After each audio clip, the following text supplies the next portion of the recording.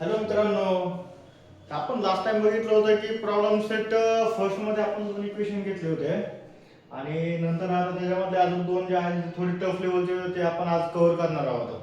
जर दोन problem solve झाल्यानंतर आपला पहिला प्रॅक्टिस सेट संपणार आहे, त्यानंतर आपण सेकंड प्रॅक्टिस सेटवर जाणार आहोत. तर तुम्ही बघताय, तुम्हाला आता मागचे दोन प्रॉब्लेम जर तुम्ही व्हिडिओ जर मागचा बघितला असेल तर त्याच्यानं तुम्हाला अंदाज येऊनच गेला असेल की प्रॉब्लेम कसे सॉल्व्ह करायचे. आता हे पण सेम तसं तुम्ही आता डिवायडेशन बघितल्यानंतर तुम्हाला थोडं वेगळं वाटलं असेल किंवा थोडं अवघड असं वाटलं असेल, पण असं काहीच नाही. हे एकदम सिंपल क्वेश्चन आहे. ह्याच्यामध्ये काय करायचं, फक्त आपल्याला तुम्ही बघताना येते की 1/3 दिलेलं आहे, इथं 10/3 दिलेलं आहे, इथं काय केलंय 2 दिले, इथं 1/4 दिलंय, इथं 11/4 दिलंय. तर अशा कंडिशन मध्ये आपल्याला काय करायचंय, मल्टिप्लिकेशन करायचं. आता आपण पहिले घेऊ, याला काय करू, त्याला 1 नंबर देऊ, तर त्याला 2 नंबर देऊ. आता एक नंबरला कसं, जर आपण याला मल्टिप्लाय बाय 3 जर केलं तर इथं 3 केल्यानंतर हे कट होऊन जाईल, इथं 3 हे कट होऊन जाईल. कसं बघू तर,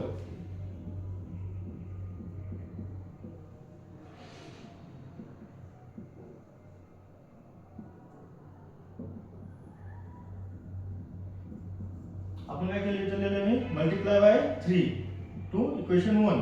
इक्वेशन 1 आपल्याला करायचं मल्टिप्लाय करायचे.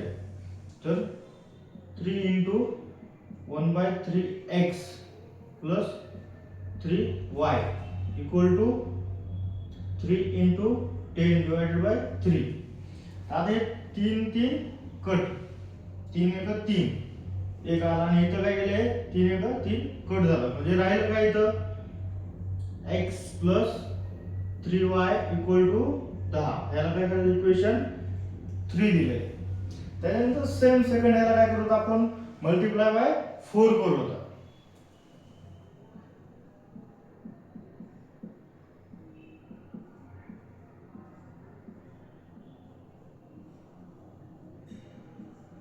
इक्वेशन 2 ला आपण 4 ने मल्टिप्लाय करू.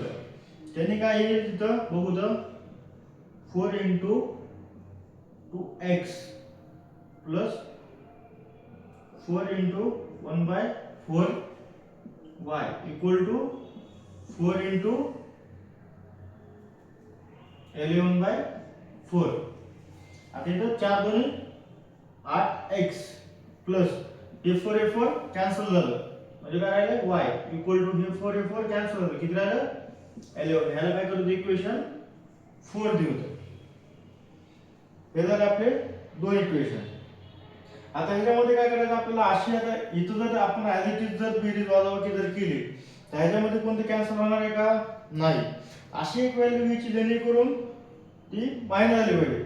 एक तर तुम्ही इथं जर ह्याला आतले जर गुणलं तर इथं 8x येईल, किंवा जर तुम्ही 3 ने जर ह्याला गुणलं तर इथं 3 चं इथं 3y येईल, हे 3y कॅन्सल होईल. आपण काय करू, आता इथं इक्वेशन 3 ला 8 ने मल्टिप्लाय करू, तर जेणेकरून इथे 8x आलं तर इथे 8 हे 1 कॅन्सल होऊन आपल्याला काही y ची व्हॅल्यू येईल.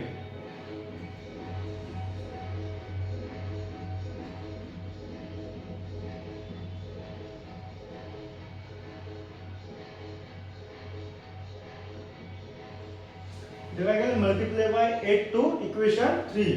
म्हणजे हे काय, जे इक्वेशन 3 नंबर आहे त्याला आपण काय करू होतो 8 ने गुणवतो. 8 ने गुणलं काय, नंतर होईल काय होईल 8x प्लस 8 त्रिक 24y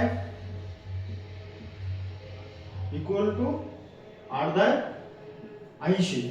म्हणजे 8x प्लस 8 त्रिक 24y इक्वल टू 8/80. त्याला काय करू, इक्वेशन आपण 5 देऊ. तर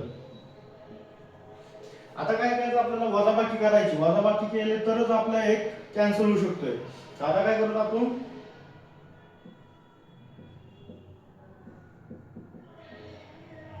सबट्रॅक्ट बाय इक्वेशन 4 आणि 5 and 5. आपल्याला काय करायचे, इक्वेशन 3 चा आणि आलेलं जे 8 चे, सॉरी 4 चा आणि 8 ची वजाबाकी करायची. तर 8 नंबर काय आहे 8x plus y equal to 11. 5 कोणते 8x plus 24y equal to 80. आता तुम्हाला माहिती आहे ज्यावेळेस आपल्याला वजाबाकी करायचं खालचे चिन्ह मायनस मध्ये जातं, कारण वरच्या ह्यातून आपल्याला हे मायनस करायचं असतं, त्यामुळे इथं आपण मायनस चिन्ह देत होतो. तर 8x मधून 8x गेले, खाली किती राहिले 0. आता इथं प्लस 1 24 मधून जर 1 गेलं तर किती राहणार 23. पण वजाबाकी असल्यामुळे इथं चिन्ह चेंज झालंय, तर इथं कसं आहे मायनस 24 मधून प्लस 1 गेलाय, त्याच्यामुळे मायनस 23y इक्वल टू. आता इथं कसं मायनस 80 आहे, कारण वजाबाकी करतो त्यामुळे खालची संख्या मोठी आहे. तर मायनस 80 मधून जर 11 गेले तर खाली किती राहते तर 69. कसे मायनस मध्ये, कारण मोठी संख्येचं चिन्ह आहे. आता इथं काय आहे minus 23y equal to minus 69. आता इकडे 23 कसे गुणिले, तिकडे गेल्यानंतर कसे होणार ते भागिले. तर y equal to minus 69 divided by minus 23. तर तुम्हाला तर माहिती 23 च्या पाड्यामध्ये 69 किती नंबरला तर 3 नंबरला. तर इथं दोन्ही मायनस मायनस अक्षरामध्ये काय झाले प्लस मध्ये, तर y इक्वल टू 3 हे झालं तुमचं फायनल आन्सर. ही कशाची व्हॅल्यू आहे तुमची y ची. आता सेम ती जी व्हॅल्यू आलेली आहे ती आपण काय करू, एकतर इक्वेशन 3 मध्ये टाकू किंवा 4 मध्ये टाकू. तुम्ही कोणत्याही मध्ये जरी टाकली तर ती सेमच येणार आहे.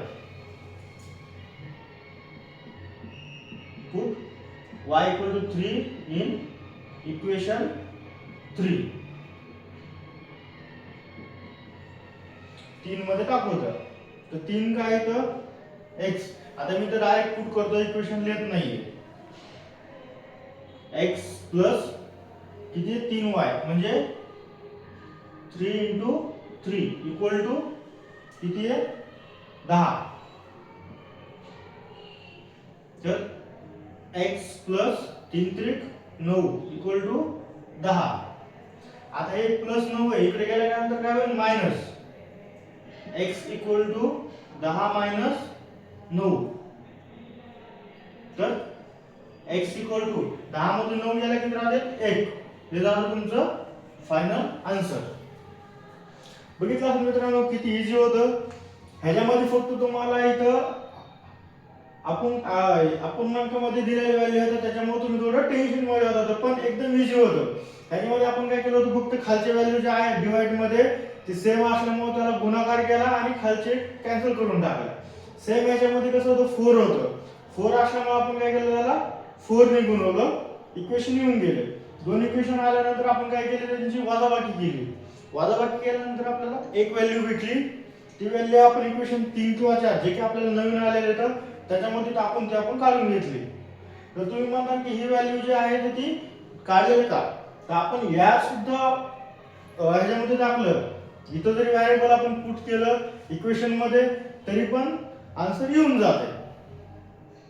जर तुम्हाला काही डाऊट असेल किंवा काही असेल तर मला कमेंट करा किंवा व्हॉट्सअपला मला मेसेज टाका. ज्याला कोणाला कळलं नसेल त्यांनी कॉल केला तरी पण मी त्यांना समजून सांगतो. तर आपण काय करू तर नेक्स्ट एक एक्झाम्पल आहे ते घेऊ. तर ते पण याच लेवलचं आहे, थोडं टफ वाटतंय पण टफ नाहीये.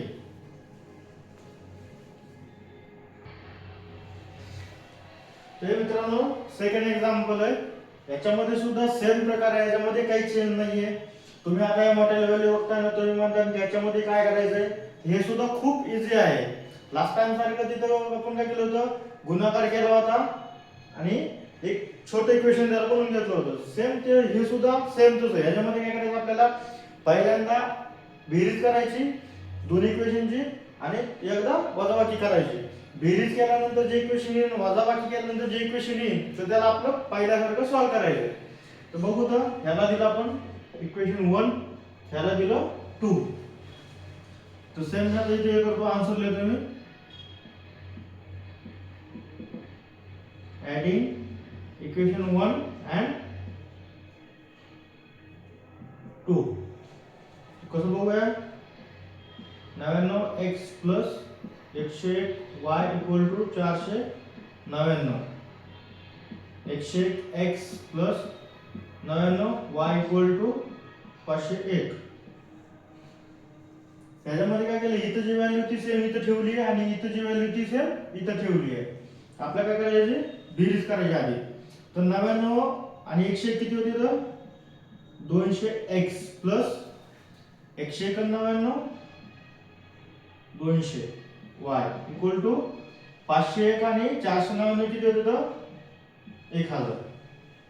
आता तुम्ही बघता की इथं 200 कॉमन आहे, तर आपण काय करू त्याला 200 ला कॉमन काढून घेऊ. तर 200x plus y equal to 1000. तर इथं तुम्ही बघितलं असेल की ते 200 कॉमन होते, त्याच्यामुळे मी काय केलं 200 बाजूला काढले आणि ब्रॅकेट मध्ये x प्लस y. जर तुम्ही हे 200 ने याला गुणलं तर सेम तुम्हाला हे एक्झाम्पल येऊन जाईल.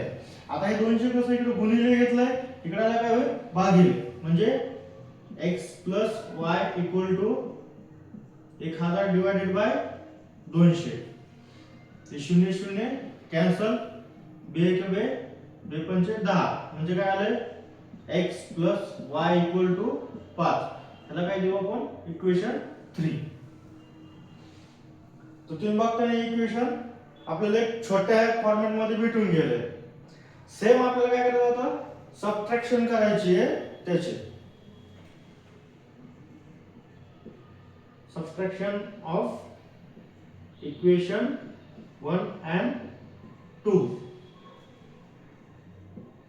99x plus 101y equal to 499. 101x plus 99y equal to 501. हे मायनस करायचंय, त्यामुळं हे मायनस मायनस हे मायनस होईल. आता हे 99 जर पॉझिटिव्ह 99 मधून जर निगेटिव्ह 101 जर गेलं तर खाली किती राहते तर मायनस 2x. आणि 101 मधून जर 99 गेलं किती राहते तर प्लस 2x इक्वल टू 499 मधून जर मायनस 500 गेलं किती राहते तर मायनस 2. आता तुम्ही बघता इथं हे 2 2 कॉमन आहे, तर सेम जसं आपण इथे केलं होतं सेम तिथं पण तेच करू होतं. 2 कॉमन काढू होतं. 2 मायनस x प्लस सॉरी इथं y होतं y इक्वल टू मायनस 2. अशा आपण यामधून मायनस 2 जरी काढलं तरी पण आपल्यासाठी खूप इझी होऊन जाईल. जर मायनस 2 जर काढलं तर काय होईल, हे मायनस 2 जर घेतलं मायनस 2, तर इथं ह्याचं मायनस काढल्यानंतर इथं काय राहील प्लस, आणि ह्या प्लसचं काय होईल इथं मायनस. मायनस 2 काढल्यामुळे आता जर आपण ह्या मायनस 2 ने जर ह्या गुणिले इक्वेशनला जर गुणलं तर सेम वरचं येईल. कसं minus 2 into x minus 2x minus 2 into minus y, तर minus minus plus 2y same तसं होऊन जाईल. आता हे मायनस 2 इकडे कसं आहे गुणिले, इकडे गेलं काय होईल भागिले, म्हणजे x minus y equal to minus 2 divided by minus 2. 2 1 2 minus minus plus 1, म्हणजे काय इक्वेशन आलंय x minus y equal to 1. याला इक्वेशन आपण 4 देऊ. तर आता आपल्याला काय करायचं, सिंपल ह्यांची बेरीज जर केली तर हे y y कटून जाईल आणि x ची व्हॅल्यू येईल. तर आपण काय करू तर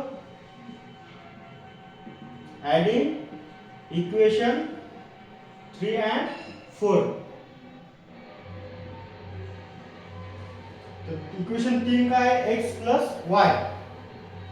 x plus y equal to किती आहे 5, आणि x minus y equal to किती आहे 1. जर हे ऍडिशन केलं तर काय xx 2x, हे प्लस y मायनस y काय होईल कॅन्सल होईल, राहील काय 0 इक्वल टू 5 आणि 6. तर आता हे 2x इक्वल टू 6. हे x इकडे कसं आहे गुणिले, इकडे आलं काय होईल भागिले, x equal to 6 divide by 2. 2 1 2 2 6, म्हणजे x इक्वल टू 3. ही झाली तुमची x ची व्हॅल्यू आली आहे. आता हीच व्हॅल्यू काय करायचं आपल्याला या इक्वेशन मध्ये टाकायची. आता मग जागा नाही त्याच्यामुळे लाईन वरून मी खाली टाकतो. तर put x equal to 3 in equation 3. Equation 3 काय x plus y equal to 5. x plus y equal to 5. तर x ची व्हॅल्यू किती आहे 3. 3 प्लस y इक्वल टू 5. आता हे 3 इकडे कसं प्लस मध्ये इकडे गेला काय होईल मायनस मध्ये, म्हणजे y equal to 5 minus 3 equal to 5 मधून 3 गेले किती 2, म्हणजे x sorry y equal to किती राहणार 2. ही झाली तुमची y ची व्हॅल्यू.